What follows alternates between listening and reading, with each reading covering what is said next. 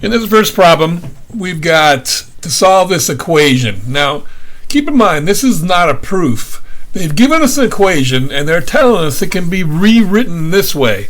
So don't treat it like a proof. We can do things on both sides, and in fact, the first thing I'm going to suggest is go ahead and subtract 4 sine over 5 cosine minus 2 onto the other side. Because see, now I've got two fractions that are equal to each other.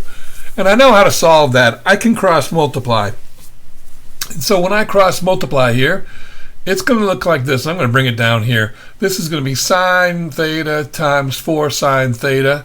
And then that's going to equal cosine theta minus 4 times 5 cosine theta minus 2. And treat these like just like variables. So here, this is going to be 4 sine squared.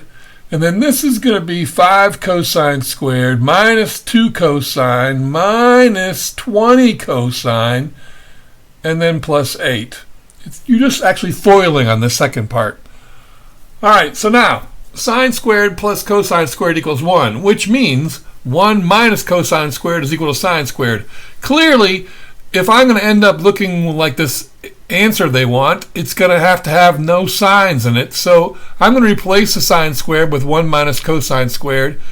And now all I got to do is distribute and then get everything over onto the other side by adding 4 cosine squared and subtracting 4. And then you see I've got exactly what I'm supposed to have. That's awesome. Proven. All right, now part 2. They want us to solve the thing they gave me originally. But they just made me prove that it was equal to another equation. They really want me to solve this one. So I'm just going to start with it. And it's a quadratic.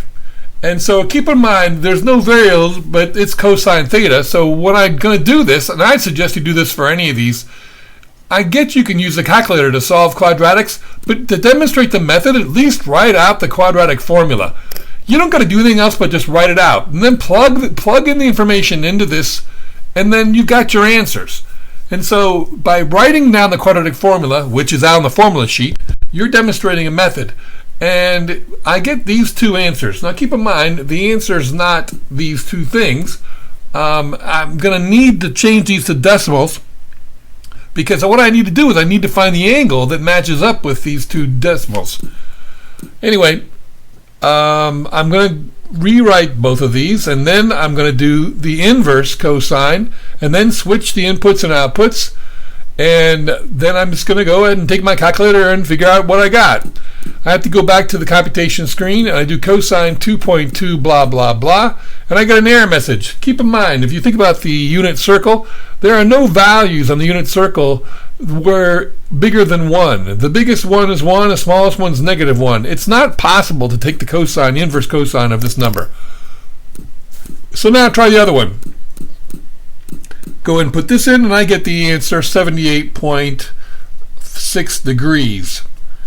And now I'm going to go ahead and plot that on my unit circle, and then I'm going to go down below the x-axis to find the other one, and I get this angle is my answer, 78.6. That's within the range they gave me, 0 to 360.